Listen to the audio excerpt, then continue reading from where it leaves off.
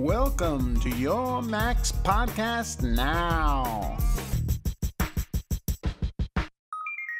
Just in case you've been ensconced in a cave this week, the mighty Beard reports that Apple has introduced Final Cut Pro 10. Final Cut Pro 10 includes some new features like background rendering, color management, and a magnetic timeline that allows clips to be moved in the timeline without displacing other clips. Final Cut Pro 10 is due to be released in the Mac App Store in June for $299 US, so the Loop assumes that the other apps will also be released as downloads from the store. The other apps in the Final Cut Studio suite, Motion, Soundtrack Pro, Color, Compressor, and DVD Studio Pro, were not mentioned. It's also not clear at this time if there will be boxed copies of the software or if it will only be available from the Mac App Store. It would make sense for Apple to sell the different apps separately. For example, I don't need compression as I already have Sorensen's Squeeze, and I have saved an older version of Soundtrack, but I have yet to use it after all of these years, so I can save both money and hard disk space by purchasing only the apps that I need. All Things Digital reports that Cisco Systems has announced what Cisco calls a realignment of its consumer electronics business.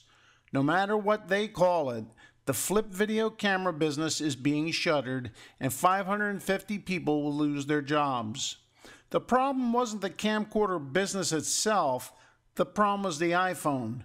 Months after Cisco's purchase, Apple added video recording to the iPhone 3GS, which went on to sell 1 million units during its first weekend on the market and 7.4 million units within a single quarter.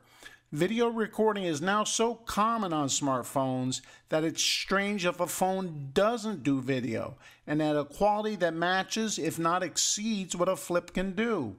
Given time, smartphones will be substantially better than flip cameras, though again, it's hard to know what feature improvements were on the flip camera roadmap. Also, according to The Loop, RIM co-CEO Mike Lazaridis wasn't impressed with the way an interview was going with the BBC, so he terminated the interview. As soon as the interviewer started asking Lazaridis about security issues with the governments in India and countries in the Middle East, the interview started to fall apart. "That's just not fair," said Lazaridis. "First of all, we have no security problems. We've just been singled out because we're so successful around the world. It's an iconic product used by business. It's used by leaders. It's used by celebrities. It's used by consumers. It's used by teenagers. We're just singled out just because of our success." Not willing to let the question go unanswered, the interviewer narrows the question down again, hoping to get a response from Lazaridis. Earlier this week, you may remember that Lazaridis had another little breakdown while doing an interview with the New York Times. In other hardware news, Intel has formally launched its Oak Trail processor, designed for use in tablet computers, says the BBC. Despite being the world's largest manufacturer of microprocessors, Intel has been largely pushed out of the growing tablet market. Until now, most devices have used chips designed by either Apple or Cambridge-based ARM Holdings.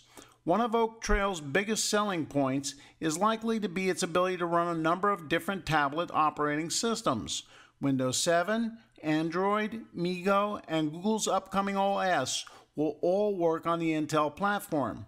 Currently, chipsets based on ARM's design, such as NVIDIA's popular Tegra processors, are unable to run Windows. Some observers believe that Intel may struggle to get into the game. I think they have got some serious challenges. They seem to be quite happy with the ARM architecture, said Gartner Research Director Michael Gartenberg.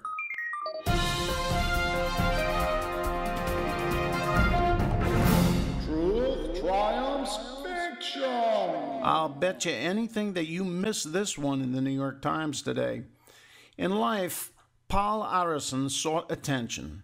In death, he is getting it. The 95-year-old Icelander's pickled penis will be the main attraction in one of his country's most bizarre museums.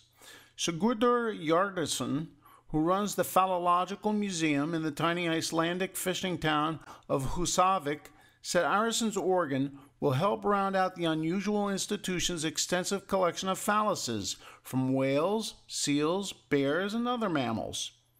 Hjartarson's museum started in Reykjavik, but has since moved to Húsavík, a small community better known for its whale watching. The Phallological Museum is an important part of the region's tourist industry, bringing in thousands of visitors every summer.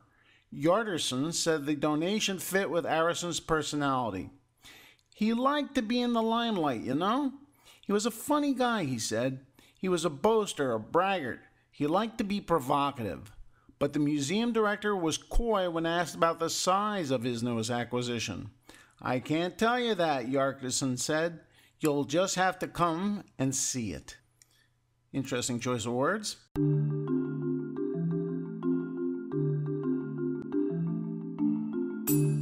And so the week carries on in the Magic Apple Kingdom, boys and girls. I want to apologize for having no show yesterday, but I had a bit of a health emergency.